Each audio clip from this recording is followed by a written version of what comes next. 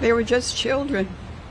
Children who could have been protected and were instead brutalized in the most horrific ways.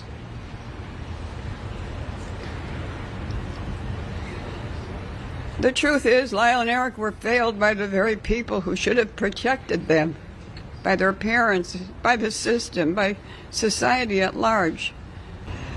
Lyle and Eric have already paid a heavy price, discarded by a system that failed to recognize their pain. They have grown, they have changed, and they have become better men despite everything that they've been through. It's time to give them the opportunity to live the rest of their lives free from the shadow of their past.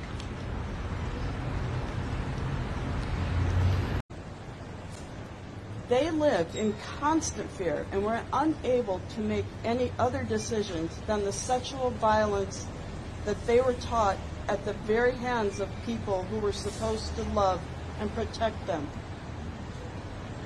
Their sometimes misunderstood behaviors were cries for help that many of us wished we had realized and responded to far sooner.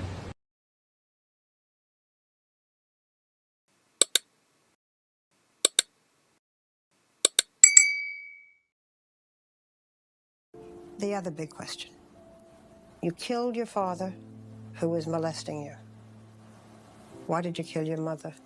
On Thursday night before, in one of the explosions, I was running downstairs and I was crying. And my mother was on the couch and she had been drinking. And she said, "What's wrong with you?" And I said, "Nothing, nothing. You wouldn't understand." And she said, "Oh, I understand. What do you think, I'm stupid?" And she told me that she knew, that she had known all my life what my father was doing. And it was like I didn't even know who she was anymore. And I just saw Dad and Mom as the same person at that point. I saw them as a single person. And really the first time that this secret about what was happening with Dad and Eric was discussed openly in the family in a very angry way. I don't know about Eric, but I completely lost control myself. And in that time, I didn't separate. I knew my mother and my father. It was just adrenaline and fear and anger. I lost control. There is no explanation. And I was extremely hungry. It's been a long day. And I knocked on Kitty's door of their room, and Kitty was in the room, but there was no Jose. And she said that he was down in Eric's room. She then said that we had to wait until Jose came out of Eric's room before we could go to dinner. So did you wait in her room or return to your room? No, I went back to my room. What had happened was I had to go there one more time. I went back to her room and said, "Kitty, it's really getting very late. Why don't we just go down to eat?" And she said, no, it'll only be a few more moments. How much time before Jose did come out of Eric's room? If I can remember right, it was like around 8:30 or 8:45. What happened then was we said we would like to go in and see Eric to at least tell him that we thought the game was very well. We were sorry that he lost.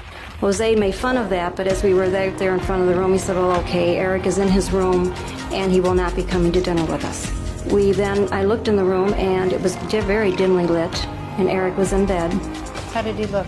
He looked very sad, and you could tell something was wrong with him, okay? He didn't want to speak to us. I was going to go over and give him a hug, and I was told that I shouldn't do that Eric just didn't want people to hug him. What kind of guy was Lyle? Yeah, he was curious. I mean, I thought he would have been a fine young man. I mean, under different circumstances, obviously. He was likable. I mean, I liked him. I enjoyed speaking with him. What I did think, though, I thought that he might have been the controlling one out of the two brothers. Eric was 2 years younger than him, so I think he was kind of the shot caller between the two of them. I did see the series Monsters, and in that series, they portray Eric as having a little bigger part in this than just being led by Lyle.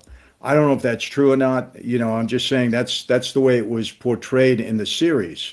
That he was the one that wrote the screenplay, and he was a little bit more involved in the planning of this than I got the impression of later on. And again, they never told me, what they did. They didn't lay out the plot. They didn't do anything like that.